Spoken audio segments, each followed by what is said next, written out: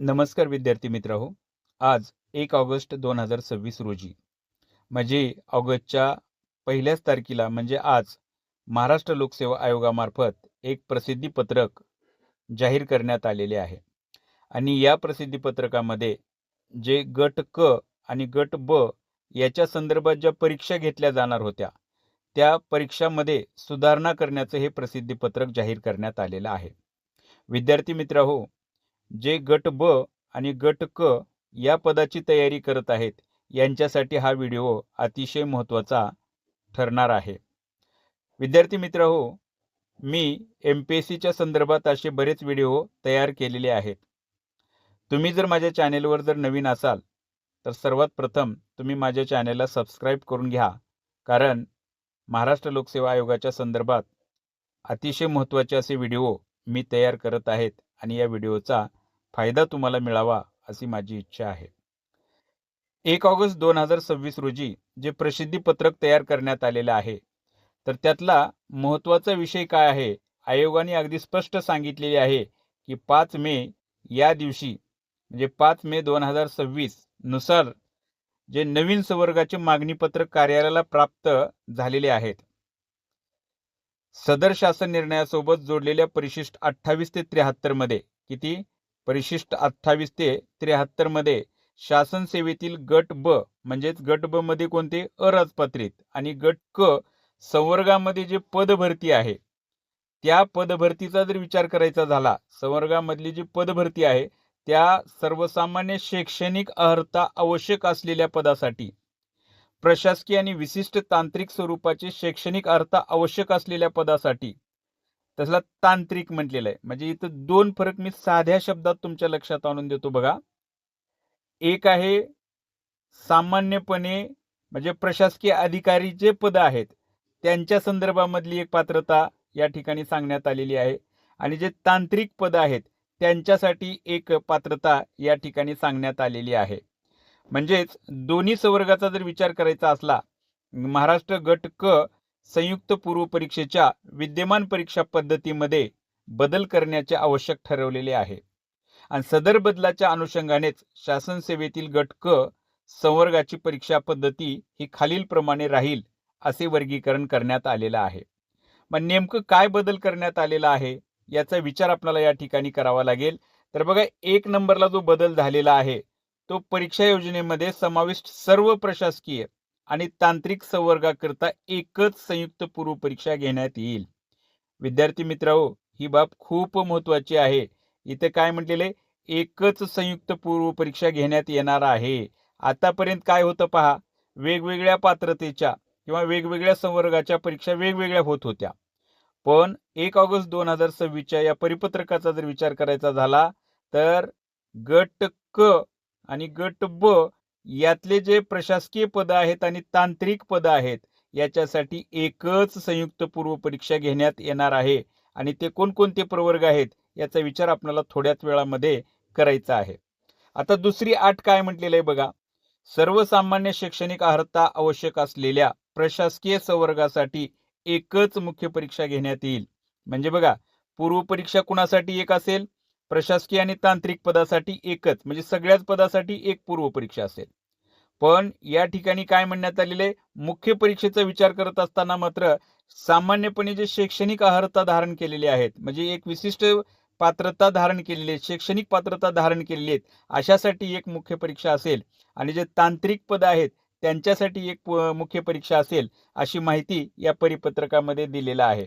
आता तिसऱ्या बाबीचा जर विचार करायचा असेल तर तिसऱ्या बाबतीमध्ये काय म्हटलेलं आहे, तांत्रिक संवर्ग जे आहेत म्हणजे जे विशिष्ट अर्हता आवश्यक असलेल्या संवर्गासाठी त्या संवर्गाच्या शैक्षणिक अर्हतेनुसार स्वतंत्र मुख्य परीक्षा अथवा समान तांत्रिक शैक्षणिक अर्हता आवश्यक असणाऱ्या संवर्गासाठी एकच सेवा याप्रमाणे मुख्य परीक्षा घेण्यात येईल. म्हणजे तुमच्या लक्षात येऊलेले, ज्या तांत्रिक पदामध्ये अभ्यासक्रम एक आहे अशासाठी एक मुख्य परीक्षा असेल आणि तांत्रिक पद आहे पण अभ्यासक्रम वेगवेगळा आहे त्यांच्यासाठी वेगळी मुख्य परीक्षा असेल, मात्र पूर्व परीक्षा या ठिकाणी सगळ्यासाठी एकच घेण्यात येणार आहे असं आपल्याला या ठिकाणी पाहता येईल.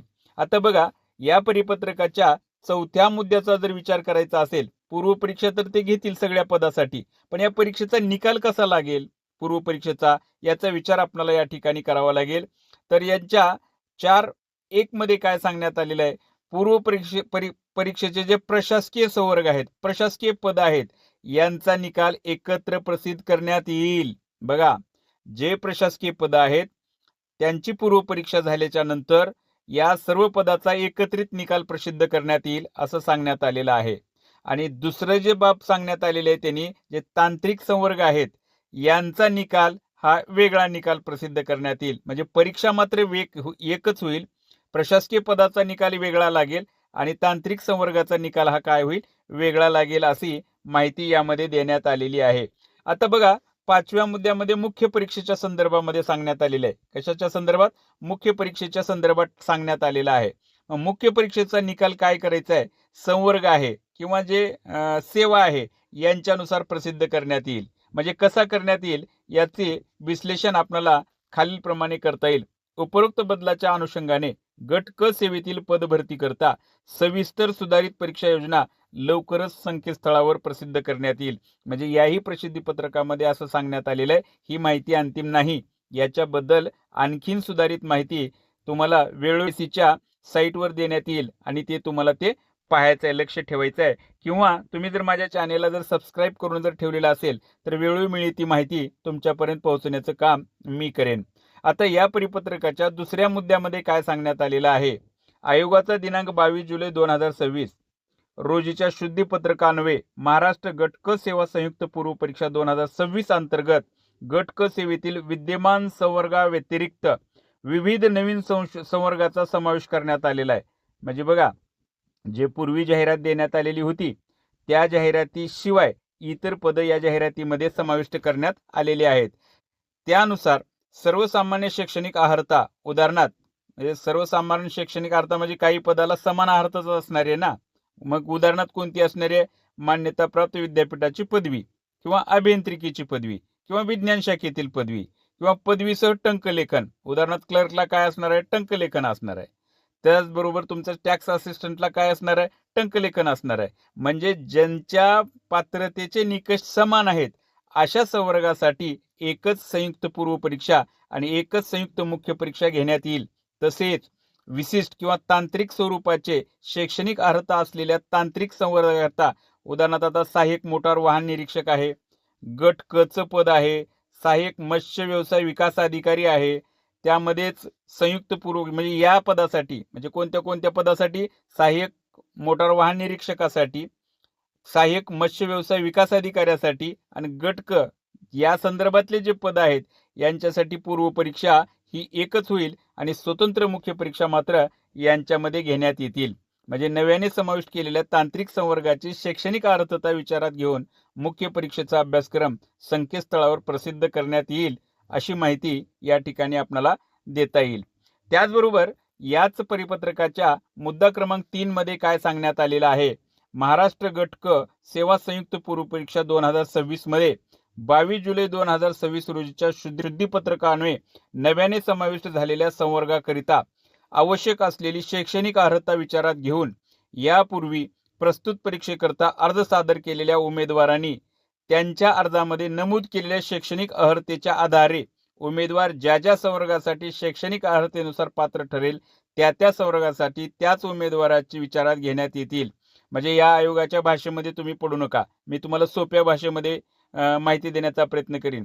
ज्या लोकांनी याच्या अगोदर अर्ज भरलेला आहे आणि त्यांच्या पात्रतेनुसार अर्ज भरलेला आहे, मग ते नव्याने जरी तुम्ही अर्ज सादर केला असेल तर तुमच्या पात्रतेनुसारच तुम्हाला त्या परीक्षेसाठी पात्रता विचारात घेतली जाईल. यास्तव प्रस्तुत परीक्षेमध्ये जर नवीन संवर्गाचा समावेश झाला तरी यापूर्वी अर्ज सादर केलेल्या उमेदवारांना नव्याने अथवा पुन्हा अर्ज सादर करण्याची आवश्यकता नाही.